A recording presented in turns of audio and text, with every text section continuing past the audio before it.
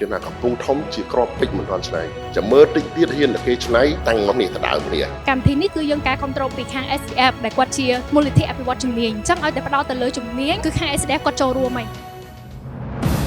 សូមស្វាគមន៍មកកាន់សិក្ខាសាលាការផ្សព្វផ្សាយអំពីគម្រោងមន្ទីរពិសោធន៍នវានុវត្តន៍កំពង់ធំរដូវកាលទី2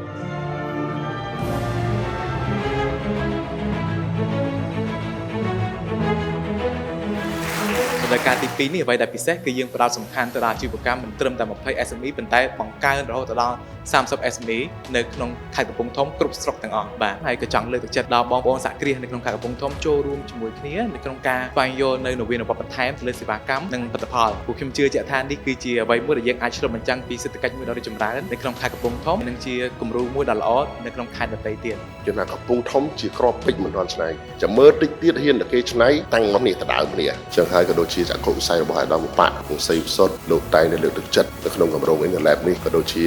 សហការជាមួយអាស៊ីបខ្ញុំសូមខោតសារណា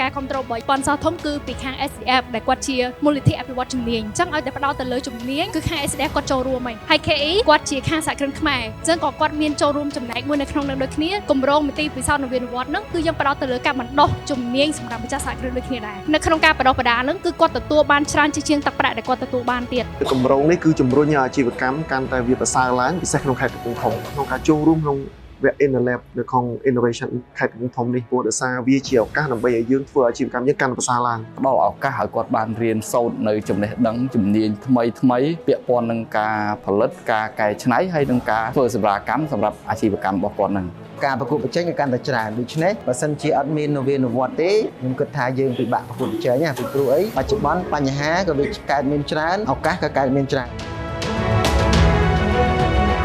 គម្រោងនេះពិតជាមានសារៈសំខាន់ណាស់ក្នុងការជួយឲ្យរដ្ឋម្ចាស់អាជីវកម្មដែលគាត់ផលិតជាលក្ខណៈគ្រួសារអាចមានឱកាសក្នុងការប្រកួតប្រជែងបណ្ដុះបណ្ដាលណែនាំបន្ថែមទៀតអាចគាត់ឈានទៅដល់ការផលិតជាលក្ខណៈស្តង់ដារនៅក្នុងកម្មវិធីនេះបានផ្ដល់ផលប្រយោជន៍មួយដែលជាកំណត់ឈានជើងឲ្យសមស្របទៅតាមទីផ្សារក្នុងប្រទេសហើយនិងក្រៅប្រទេសស្ថិតក្នុងគម្រោង Interlab នេះមានគ្រូជួយប្រឹក្សាទាក់ទងនឹងបង្កើតមិនត្រឹមប៉ុណ្ណឹងក៏គាត់ជួយរកទីផ្សារឲ្យយើងថែមទៀត